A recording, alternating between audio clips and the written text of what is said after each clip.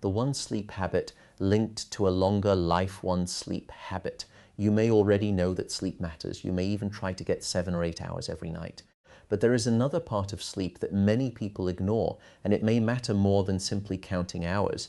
It is not an expensive mattress. It is not a supplement. It is not a breathing trick, a special sound, or a complicated nighttime routine.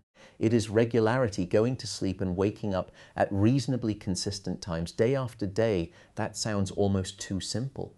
But your body does not experience sleep as an isolated event. It experiences sleep as part of a 24-hour rhythm. When that rhythm is predictable, your brain knows when to create alertness, when to release the day, and when to prepare the body for recovery. When the rhythm changes constantly, your body has to keep guessing. One night you sleep at 10. The next night at 1, you wake early during the week, then sleep until noon on the weekend. After one bad night, you take a long afternoon nap. Then you are not sleepy at bedtime, so you stay awake even later. You believe you are simply adjusting to life. Your internal clock experiences repeated confusion. And here is what most people miss. Healthy sleep is not only about getting enough hours. It is also about giving those hours to your body at times it can predict.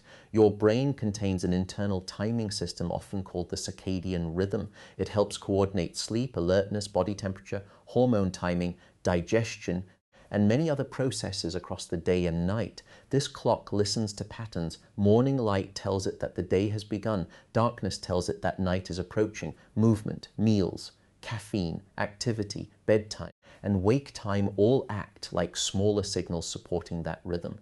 When these signals arrive at similar times each day, your body becomes better at anticipating what comes next. It begins preparing for wakefulness before morning. It begins preparing for sleep before bedtime. You are not forcing your body into a schedule. You are giving it a rhythm it can trust, and that may matter for long-term health. Large studies have found that people with more regular sleep patterns tend to have a lower risk of dying during the study period than people whose sleep timing changes dramatically from day to day. That does not mean a regular bedtime guarantees a longer life. It does not mean one late night will damage your future. And it does not prove that sleep regularity alone caused the difference. People who sleep regularly may also exercise more, experience less stress, have steadier work schedules, or follow other healthy habits. But the pattern is important enough to pay attention to, because irregular sleep does not only affect how you feel tomorrow morning, it can repeatedly push your internal clock away from the schedule your daily life demands.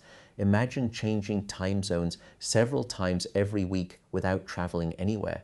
Monday through Friday, the alarm pulls you out of bed at 7. Friday night, you stay awake until 2. Saturday, you sleep until 11 Sunday night. Your brain does not feel ready for bed. Monday morning arrives, and your body feels as though it's been dragged into another time zone. You call it the Monday morning struggle. Your body may be experiencing a form of social jet lag. The clock on the wall says one thing, your internal rhythm says another. And when this happens repeatedly, sleep can become less predictable. You may struggle to become alert in the morning, feel tired during the afternoon, and then become strangely awake at night. This is why regularity can be more powerful than it sounds. It creates contrast. Day begins clearly, night arrives predictably.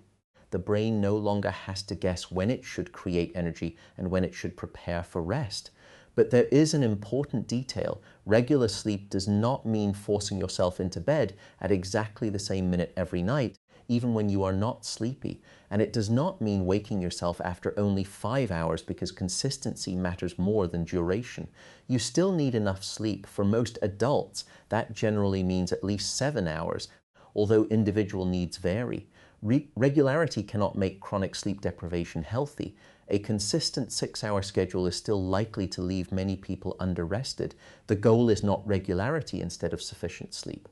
The goal is sufficient sleep on a regular schedule, and the easiest place to begin is often not bedtime. It is wake time. Bedtime can be difficult to control. Some evenings you feel sleepy earlier.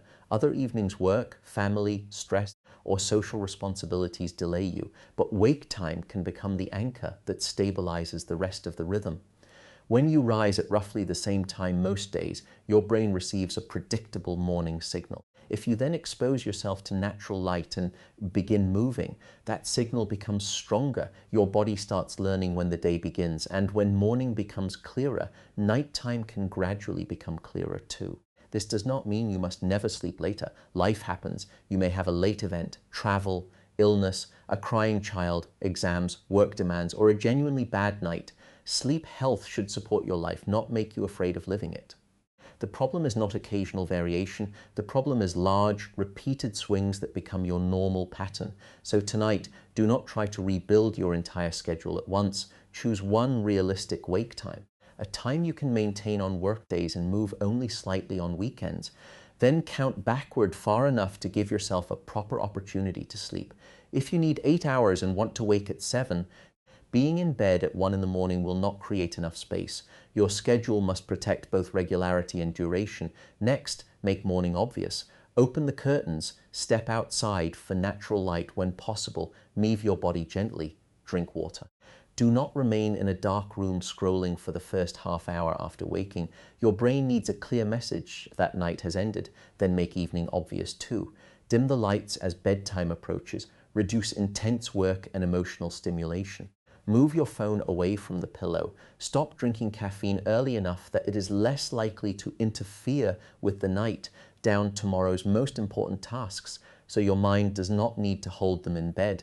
The goal is not to perform a perfect routine. The goal is to repeat recognizable signals, light and activity in the morning, lower light and lower stimulation in the evening, a reasonably consistent wake time, enough time for sleep. The same pattern repeated often enough that your body no longer has to guess, because your body learns through repetition. One healthy night may make you feel better. A repeated rhythm can change the way your entire week feels. You may begin noticing that you become sleepy at a more predictable time. Waking may feel less violent. The afternoon crash may become less intense. You may need less pressure to force yourself out of bed, not because you discovered a secret trick, because your biology finally knows what time it is. But here is where people often make a mistake. They try regularity for 1 or 2 nights and expect an immediate transformation. Then one night goes badly and they abandon the entire plan. Your body clock does not learn a new rhythm from one perfect evening. It learns from patterns. Think of it like teaching your brain a language. One repeated signal becomes familiar, then another. Eventually, the body begins anticipating them. This is why consistency matters more than intensity. A simple routine you can follow most nights is more valuable than a complicated routine you follow twice and quit. Start with the wake time at morning light. Create a calmer final 30 to 60 minutes. Protect enough time for sleep. Then observe what changes over several weeks. Do not judge the plan by whether every night is perfect. Judge it by whether your sleep and wake times become more predictable, whether mornings gradually feel clearer, and whether your daytime energy becomes steadier. And remember that regular sleep is not a cure for every problem. You may keep a consistent schedule and still experience exhaustion because of insomnia, breathing problems during sleep, medications, physical illness, mental health conditions, pain, or another issue requiring proper evaluation. If you regularly get enough sleep but remain exhausted, snore heavily, wake gasping, experience morning headaches, or struggle to stay awake during important activities, speak with a qualified healthcare professional. Do not use a routine to ignore a symptom that deserves attention, but do not underestimate the power of a rhythm either. Health is often shaped by ordinary actions repeated for years. The time you wake, the light you see, the hour you stop drinking caffeine, the way you end the evening, the amount of sleep you protect. None of these actions feels dramatic on a single day, but your body does not live inside one day. It lives inside patterns. That is why the most powerful sleep habit may also be the least exciting one. Not sleeping perfectly, sleeping predictably, not chasing recovery only after exhaustion, protecting a rhythm before exhaustion takes over. Not treating sleep as spare time that can move anywhere. Treating it as a biological appointment your body prepares for every day. You cannot guarantee 10 extra years of life by changing your bedtime. No honest scientist can promise that. But you can create a sleep pattern associated with better long-term health, clearer mornings, and a body that spends less time fighting its own clock. So tonight, make one decision, choose when tomorrow begins. Then give yourself enough time to sleep before that moment arrives. repeat it the following day, and the day after that, because a longer, healthier life is rarely built by one dramatic action. It is built by small signals your body can trust, repeated so consistently that they become part of who you are. Your body does not only need more sleep, it needs sleep it can predict.